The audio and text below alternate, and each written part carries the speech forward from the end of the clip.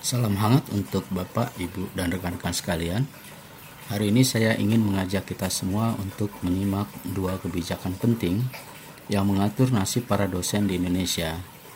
Yang pertama, Peraturan Menteri Pendidikan, Kebudayaan, Riset, dan Teknologi Nomor 44 Tahun 2024 dan Peraturan Menteri Pendidikan Tinggi, Sains, dan Teknologi Nomor 52 Tahun 2025. Keduanya mengatur hal yang sama, yaitu profesi, karir, dan penghasilan dosen, namun dengan pendekatan yang berbeda.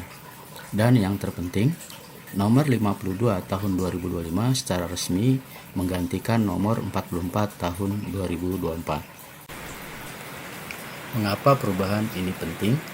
Karena ia mencerminkan transformasi tata kelola pendidikan tinggi pasca restrukturisasi kementerian.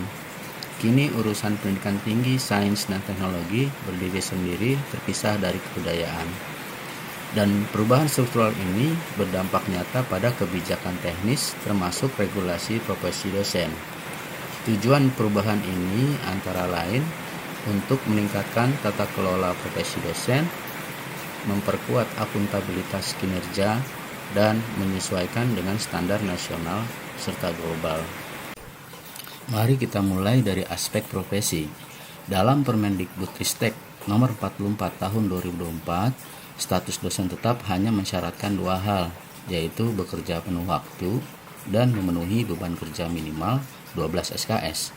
Namun dalam Permendiktisaintek Nomor 52 Tahun 2025 ditambahkan satu syarat krusial, yaitu kinerja tridharma harus terencana dan termonitor. Artinya, dosen tidak hanya hadir secara administratif, tapi juga harus terukur kinerjanya. Selanjutnya, di bidang kualifikasi akademik, Permendiktisaintek Nomor 52 Tahun 2025 lebih inklusif dan rinci. Ia tidak hanya mengakui lulusan magister dan doktor, tetapi juga program spesialis dan subspesialis, bahkan dengan durasi pengalaman kerja yang berbeda. Misalnya, untuk program subspesialis diperlukan pengalaman kerja minimal 5 tahun. Ini menunjukkan pengakuan terhadap profesi keahlian khusus yang selama ini kurang terakomodasi. Yang paling mencolok adalah perubahan dalam sertifikasi dosen.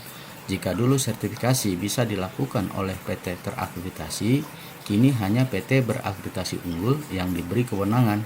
Ini merupakan langkah strategis untuk meningkatkan kualitas standar kompetensi dosen nasional, meski sekaligus menghadirkan tantangan bagi PT yang belum mencapai level unggul. Selain itu, kode etik dalam Permendiktisaintek Nomor 52 Tahun 2025 lebih eksplisit menyatakan tentang anti kekerasan, anti gratifikasi, dan anti diskriminasi. Mari beralih ke karir dosen. Dalam Permendikbudristek Nomor 44 Tahun 2024, promosi jabatan akademik masih relatif umum.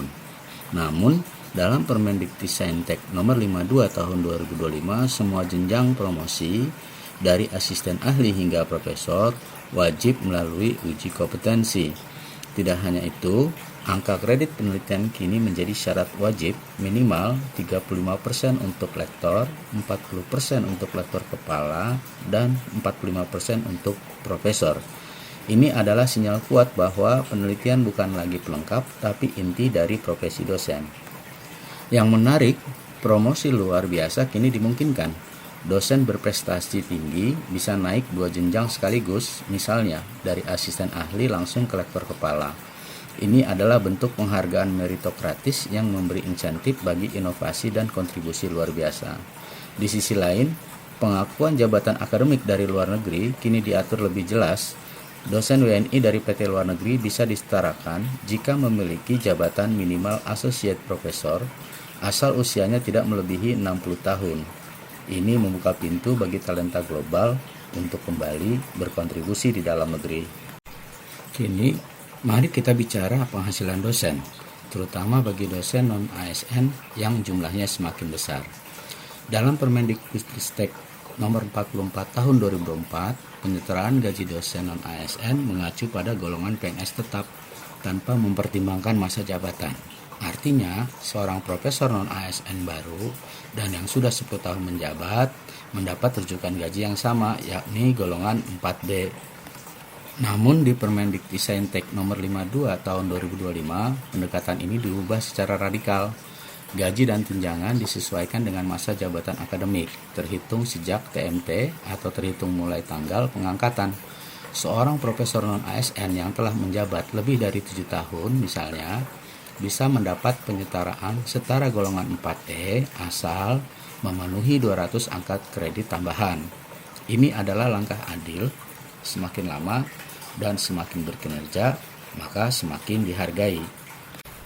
Selain itu, syarat penerimaan tunjangan profesi kini tidak hanya soal sertifikasi dan beban kerja, tapi juga pemenuhan indikator kinerja dan tidak sedang diberhentikan sementara.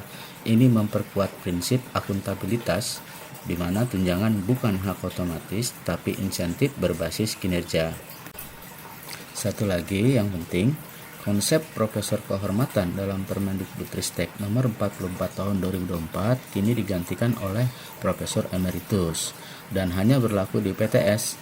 Ini menunjukkan kebijakan yang lebih spesifik dan terarah dengan tujuan utama penguatan ilmu pengetahuan melalui peran senior yang masih aktif hingga usia 75 tahun.